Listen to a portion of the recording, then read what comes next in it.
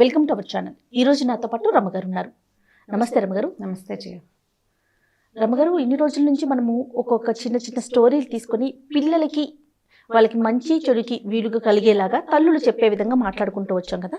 ఈరోజు ఇంకొక టాపిక్ అండి, ఏంటంటే పెద్దవాళ్ళకి ముఖ్యంగా పెళ్లి చేసి పంపించేసే ఆడపిల్లకి కావచ్చు, మగపిల్లాడికి కావచ్చు, ఇక్కడ నేను ఇద్దరు పేర్లు చెప్తున్నానండి. తల్లిదండ్రులు అసలు ఏ విధంగా నేర్పించాలి? ఒక కొత్త అమ్మాయి మన ఇంట్లోకి వస్తున్నా, లేకుంటే మన ఇంటి నుంచి వేరే ఇంటికి వెళ్తున్నా కూడా, ఎందుకంటే ఎక్కువగా ఇష్యూస్ అంటే పుట్టింట్లో ఉన్నంత వరకు బాగానే ఉంటుంది, మెట్టినింటికి వెళ్ళిన తర్వాత రకరకాల కారణాలు కావచ్చు, అది విడిపోయే వరకు అంటే చాలా తక్కువ సమయంలోనే వితిన్ 6 months లోపలే వాళ్ళతో మేము వేగలేకపోతున్నాం, లేకుంటే స్వభావాలు కలవట్లేదని రకరకాలుగా పెట్టుకొని విడిపోయే జంటలు కోకొల్లలుగా చూస్తున్నాం మనం. ఇది మనము కంపాటబిలిటీ లేదు అని చెప్తారు. అడ్జస్ట్ అవ్వలేకపోతున్నాం, కొత్త పదం అడ్జస్ట్ అవ్వలేకపోవడం, కంపాటబిలిటీ లేకపోవడం అంటే అంటే అది వాళ్ళకి తెలిసి తెలియక జరుగుతుందా, లేకపోతే చిన్నప్పటి నుంచి మనం అలవాటు చేసే పద్ధతులు, రిసీవ్ చేసుకునే విధానం అవి మనం నేర్పించలేకపోతున్నామా?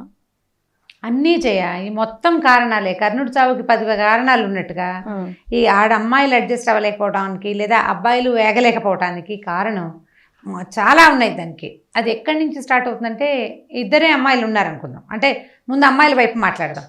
ఓ తల్లి తండ్రి, ఓ 2 అమ్మాయిలు ఉన్నారు. ఈ 2 ఆడపిల్లలే ఉంటే సాధారణంగా పిల్లలకి అన్నీ సాగుతాయి.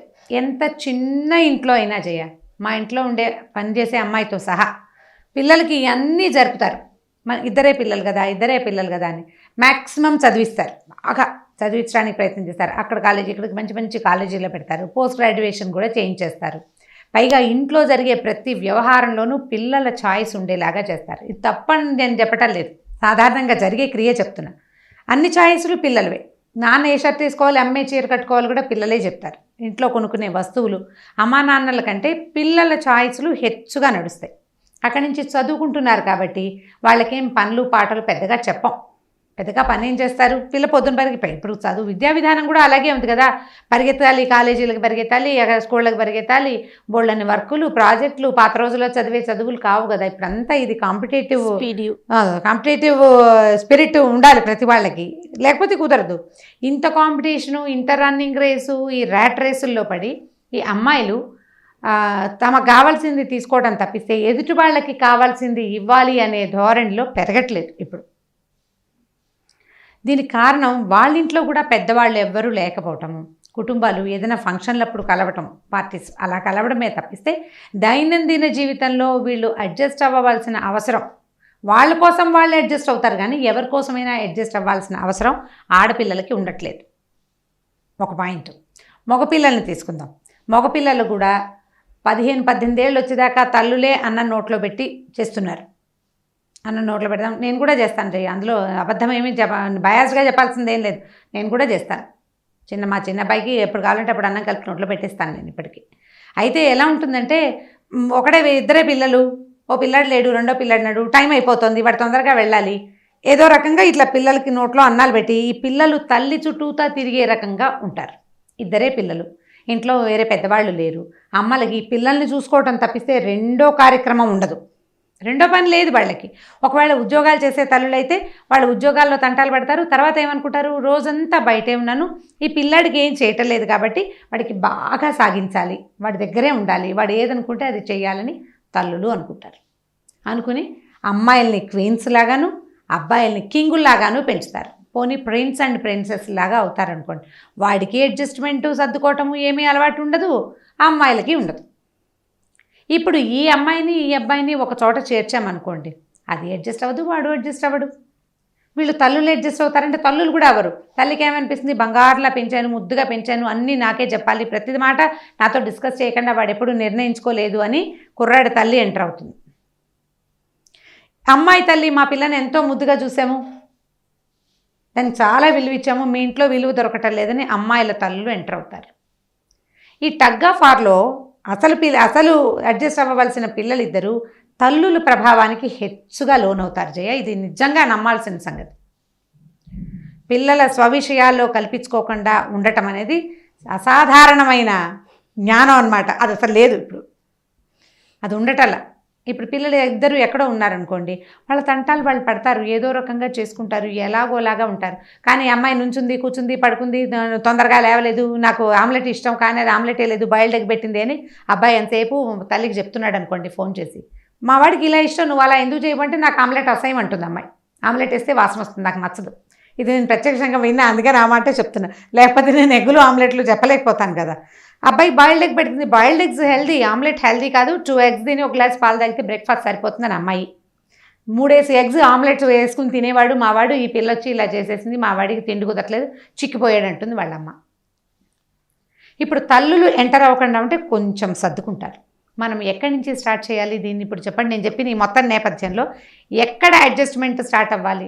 చిన్నప్పటి నుంచే నేర్పించాలి ఖచ్చితంగా. నేను ప్రతిసారి చెప్తున్నాను పిల్లలకి, చిన్నప్పుడు మొదటి నుంచి మొదట్లో లేకపోతే చదువు సంస్కారమే కాకుండా ఇలాంటివి కూడా నేర్పించాలి. అడ్జస్ట్మెంట్ అనేది మాత్రం ఖచ్చితంగా నేర్పించాలి. ఇది వరకు మనం ఒక ఇది చెప్పేటప్పుడు నేను చెప్పాను, ఇదివరకు మా పాతకాలంలో రేపొద్దున పెళ్ళయ్యాక వాళ్ళు తిడతారు, వీళ్ళు తిడతారు, మీ అత్తవారి నుంచి మాట వస్తుంది అనేవాళ్ళు. అత్తవారి నుంచి మాట వస్తుంది కాదు, అడ్జస్ట్ అవ్వకపోతే నువ్వు ఇబ్బంది పడతావు, అది పని రాకపోతే నువ్వు ఇబ్బంది పెడతావు. ఇప్పుడు ఓ పెళ్లి చేస్తాం జయ, అడ్జస్ట్ అవ్వలేదు, మానేసాం. ఇంకో పెళ్లి చేస్తాం, అడ్జస్ట్ అవ్వలేదు, అది కూడా మానేస్తాం. ఎన్ని పెళ్ళిళ్ళు మానేస్తాం మనం? ఇంకా మనది ఆ కల్చర్ కాదు కదా, మనది ఆ కల్చర్ కాదు కదా. ఎక్కడో అసలు మ్యారేజ్ అంటేనే అడ్జస్ట్మెంటు. ఇప్పుడు ఒక పిల్లని యూనివర్సిటీకి పంపించాం, అంతవరకు మన పక్కనే ఉన్న వెనక సందులో ఉన్న కాలేజీలో చదువుకుంది అనుకుందాం అమ్మాయి. అమ్మాయిలకు కూడా చెప్తున్నాను ఇది, నువ్వు అనుకోండి, పోనీ జయ అనుకోండి, ఒక పక్కన ఉన్న కాలేజీ సడన్గా ఎక్కడో వచ్చింది, ఏ మణిపాల్లోనో ఓ యూనివర్సిటీలో ఒక సీట్ వచ్చింది. అక్కడికి వెళ్తే నీకు భాష రాదు, నీ డ్రెస్సింగు వాళ్ళ డ్రెస్సింగు ఒకటి కాదు, నువ్వు ఏ హెయిర్ స్టైల్ చేసుకున్నా నువ్వు బయటలోనే కనపడతావు, అదో బాధ. వాళ్ళ తిండి మన తిండి కాదు, వాళ్ళు అదేదో తింటారు, అక్కడ ఏమిటో దొరుకుతాయి, అవేవి మనం తినలేము. ఇప్పుడు వీటన్నిటికీ అడ్జస్ట్ అయ్యి నువ్వేం చేస్తావు? ఇంత ఫీజు కట్టాము, ఇంత దూరం వచ్చాము, నమ్మా నాన్నని పోట్లాడి ఏడ్చి సాధించి ఒప్పించుకున్నాను, ఒళ్ళు దగ్గర పెట్టుకుని ఉండి సర్దుకుని ఈ కోర్సు ఫినిష్ చేసి ఆ సర్టిఫికేట్ పట్టుకెళ్ళాలని అనుకుంటున్నారా? అనుకోవట్లేదా అమ్మాయిలు? ఖచ్చితంగా అనుకుంటున్నారు. దీని తర్వాత మనకి రాబోయే ఉద్యోగం పట్ల, మనకి భవిష్యత్తు పట్ల ఆశే కదా. మనం ఎందుకు చదువుకుంటాం, ఎందుకు చదువుతాము? స్థిరపడాలని. ఇప్పుడు స్థిరపడాలన్న ఆలోచనతో ఇక్కడ ఈ యూనివర్సిటీస్లో కొత్త ప్లేసుల్లో చదువుకునే పిల్లలు ఈ బందరు, బెజవాడ, గుంటూరు, లేకపోతే ఈ అనంతపూర్, ఆ పక్క నుంచి హైదరాబాద్ వచ్చి కోర్సులు చేసే పిల్లలు రోడ్ల మీద వందల వేల మంది ఎస్ఆర్ నగర్ నిండా వాళ్లే కనపడతారు, చస్తూ బతుకుతూ పాపం. ఏదో పిచ్చి ఎచ్చి తిండి తింటారు, ఇంట్లో అమ్మ చక్కగా నెయ్యి వేసి దోశలు వేసి పెడుతుంది, ఇక్కడ ఏవో రోడ్డు మీద దోశలు ఏవో ఒకటి తిని ఎలాగోలాగా ఏ కోర్స్ కోసం వచ్చామో దానికి అడ్జస్ట్ అయ్యి ఎట్లా కొట్లా చదువుకుని ఆ కాగితం చేత్తో పుచ్చుకుంటారు. జీవితానికి ఎంత విలువ ఇవ్వాలి మరి మనం? ఇదే అడ్జస్ట్మెంటు నువ్వు లైఫ్లో కూడా చేయాలి.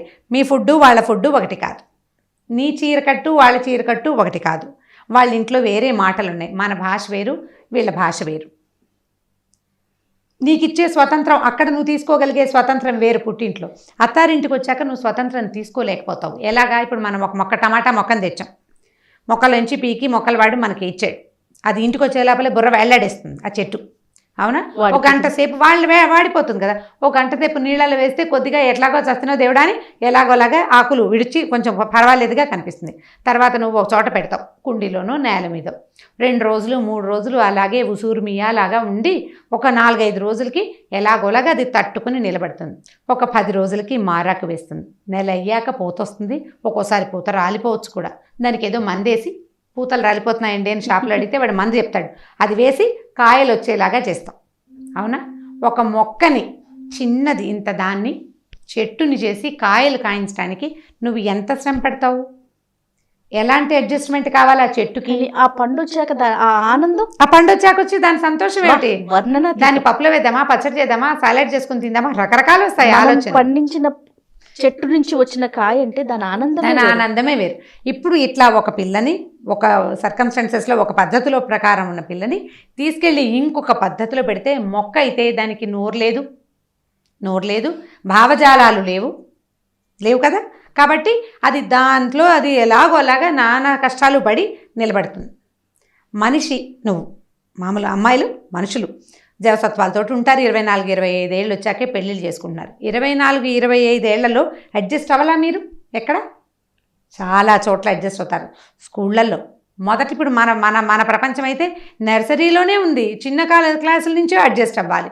స్కూళ్ళల్లో అడ్జస్ట్ అవుతారు, కాలేజెస్లో అడ్జస్ట్ అవుతారు, కొత్తగా ఆఫీస్లో చేరితే అందులో అడ్జస్ట్ అవుతారు. లైఫ్లో కూడా అడ్జస్ట్మెంట్ అనేది ప్రాక్టీస్ కనుక చేస్తే సెట్ అవుతాం. ఎక్కడో తీవ్రమైన సమస్యలు ఉంటాయి జయ.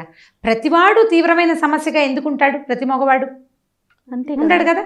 కొంత ఉంటుంది వాడి ప్రాబ్లం, నీకు లేదా? నీకు కూడా ఉంటాయి కొన్ని ప్రాబ్లమ్స్. కొన్ని సమస్యలు మన దగ్గర ఉన్నాయి, కొన్ని వీక్నెస్లు మనకున్నాయి, వీళ్ళకి కూడా కొన్ని వీక్నెస్లు ఉండొచ్చు అని అనుకుని ఈ వీక్నెస్ ఆ వీక్నెస్ రెండు ఆటే క్లాష్ కాకుండా నువ్వు అడ్జస్ట్ అయితే గనక సర్దుకుపోతారు. మగపిల్లల దగ్గర కూడా ఇదే చేయాలి జయ. మగపిల్లలు అబ్బాయిలు కూడా చెప్పవలసిందే కదా.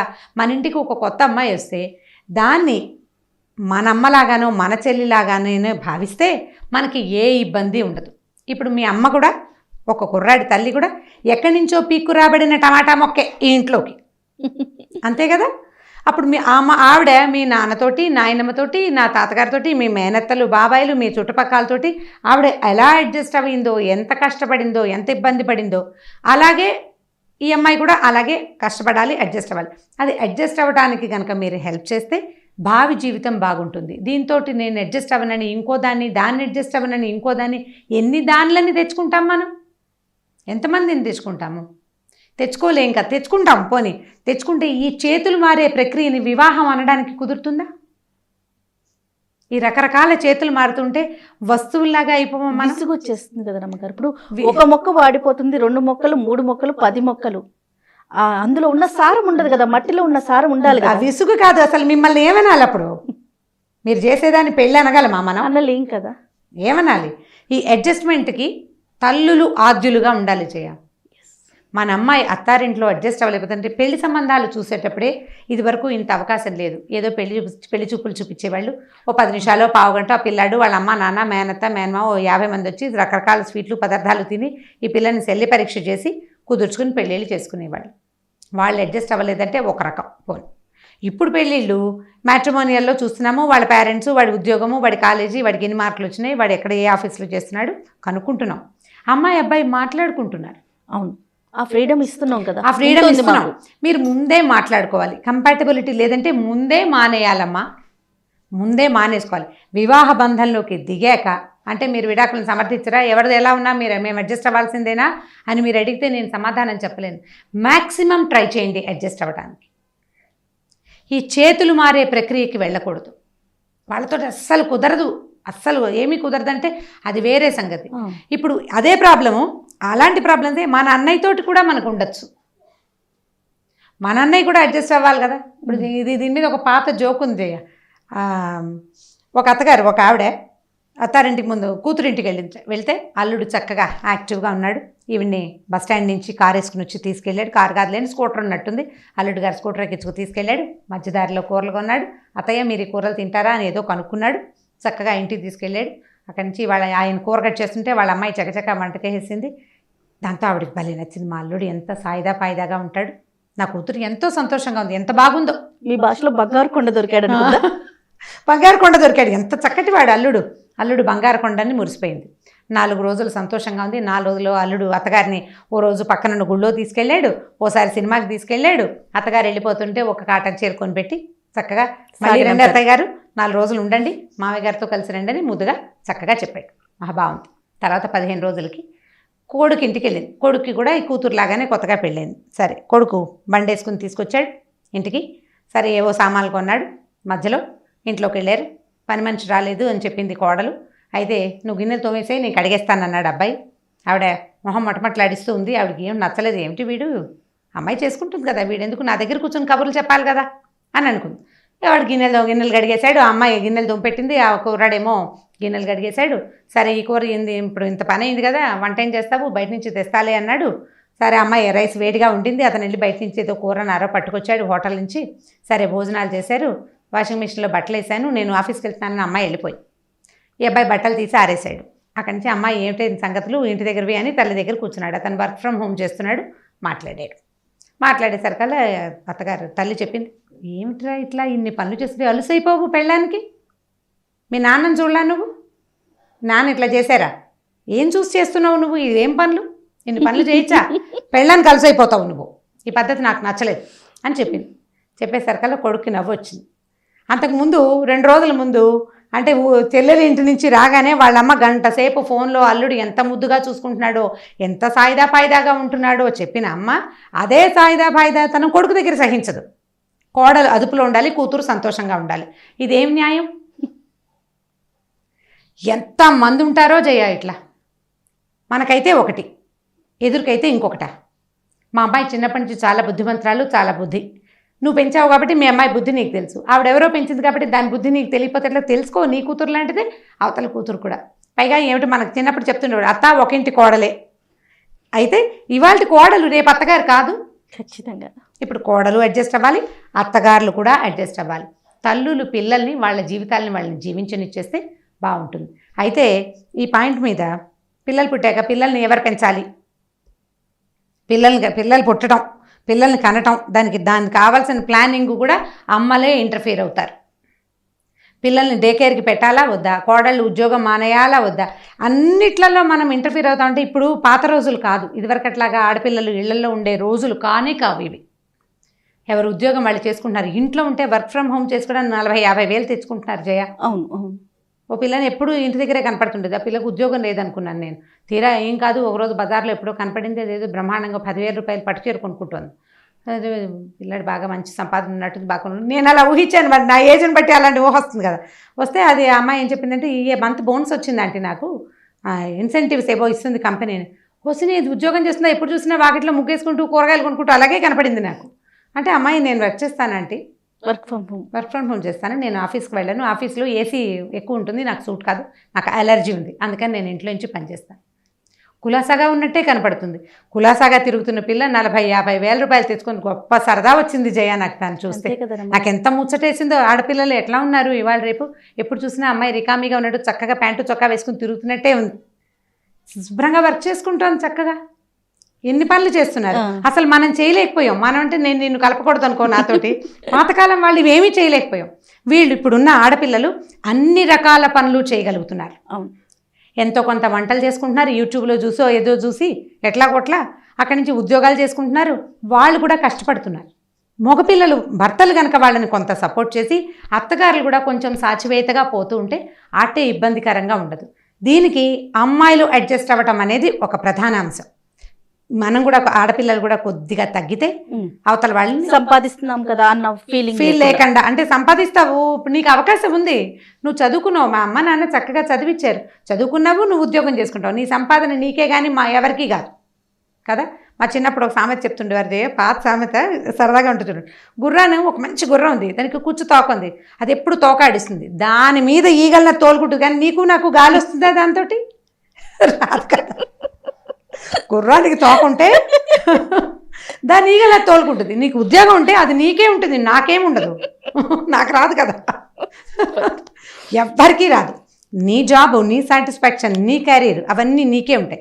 అవి తీసుకుంటూ లైఫ్లో కూడా నేను ఇక్కడ ఎలా నుంచున్నానో జాబ్లో, లైఫ్లో కూడా నేను అలా నుంచోగలను అని ఆడపిల్లలు చూపించగలగాలి.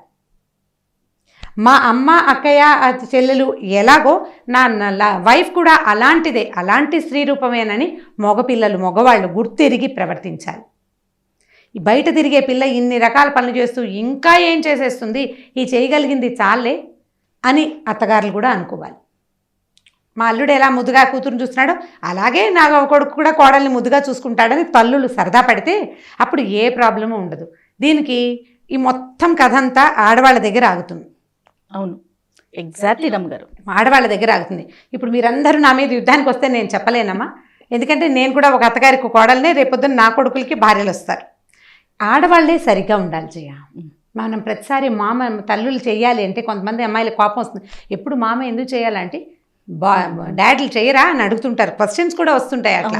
నాతో మాట్లాడిన అమ్మాయిలు కూడా కొంతమంది అడుగుతారు, మీరు ఎప్పుడు మామ మామ అని చెప్తారు. ఎందుకంటే తల్లే మనకి ప్రథమ గురువు.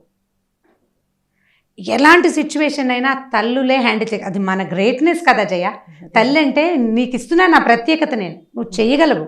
ఎలాంటి సిచ్యువేషన్ అయినా, ఇప్పుడు అమ్మ నాన్న కొట్టుకుంటున్నారు అనుకుందాం, పిల్లాడు రాగానే నాన్న దుమ్ముదుమ్ములాడుతూ పెడతారు, కానీ అమ్మ మాత్రం మీరు ఆలోచించండి, మీరు కూడా అలాగే చేస్తారు. వెంటనే నాన్న ఏం కావాలరా, ఏమన్నా తింటావా అని వెంటనే పని చేయడానికి వచ్చేస్తారు. పిల్లల్ని చూడంగానే మూడ్ మార్చుకుంటుంది తల్లి. అంతేగాని మీ నాన్న నన్ను తిట్టాడని వెళ్ళి పడుకుంటారా? ఉంటారా అలాంటి వాళ్ళు? 1% కూడా ఉండరు. మీరు చుక్క పెట్టి దాని వెనకాల 100 సున్నాలు పెడితే ఒక గీత వస్తుందేమో అంతే. ఎన్ని పాయింట్ల వెనకాలో ఒక్క మనిషి కనపడతారు, కోట్లల్లో ఒక్క ఆడది కనపడుతుంది. అట్లా మిగిలిన వాళ్ళంతా వెంటనే పరిస్థితిని చక్కదిద్దడానికి ప్రయత్నిస్తారు. అట్లా మనం కనుక చక్కదిద్దుకోవటానికి, చక్కదిద్దటానికి ప్రౌడ్ కదా, మనం ప్రౌడ్గా ఫీల్ అవ్వాలి. ఎప్పుడు నేను మామకే చెప్తుంటే మామ్ great, you should feel great అని అనుకోవాలి. మనం అవ్వాలి, గ్రేట్గానే ఫీల్ అవ్వాలి. ఎందుకంటే ఈ మొత్తం ప్రతిభంతా చెయ్యాలి, ఈ మొత్తం ప్రతిభంతా మనదే, ఆడవాళ్ళదే ఈ ప్రతిభంతా. అంతే. ఈ మాట ఆలోచిస్తే కనుక మీరు కొట్లాడుకోరు. ఒకవేళ ఏదైనా కొట్లాట వచ్చినా అత్తగారులతో అడ్జస్ట్ అవ్వడానికి ప్రయత్నం చేయండి. వాళ్ళతోటి తీవ్రమైన సమస్యగా ఉంటే ఏముందో భర్తకి ఓపెన్గా మాట్లాడుకోండి. ప్రధానంగా వీటన్నిటికీ క్లియర్గా మాట్లాడుకోవటం ఒకటి. నేను ఉద్యోగం చేస్తున్నాను, నేను ఎందుకు తగ్గాలి అని అమ్మాయిలు అనుకోకూడదు. నేను మగవాడిని, నేను ఎందుకు తగ్గాలని మగవాడు అనుకోకూడదు. ఓపెన్గా మాట్లాడుకుంటే గొడవలు రావు, ప్రశాంతంగా ఉంటుంది జీవితం. ఎంతో కొంత చిన్న పన్ను వస్తాయి, ఆ మాత్రం లేకపోతే ఎట్లాగా? స్వీట్ నథింగ్స్ అలాంటివి ఉండాలి. చిన్న చిన్నవి టీ కప్పులో తుఫాన్లు అవి జీవితంలో అవసరం. ఇవి తీవ్రంగా వెళ్ళిపోకుండా ఉండాలి. ఎక్కడికక్కడ కట్ చేసుకుని వదిలేసి ముందుకు వెళ్తూ ఉండాలి. Right. Thank you so much రమగారు. ఓకే జయ. ఈ వీడియో కనుక మీకు నచ్చినట్లయితే లైక్ చేయండి, షేర్ చేయండి. మరిన్ని వీడియోస్ కోసం మా ఛానల్ని సబ్స్క్రైబ్ చేసుకోండి.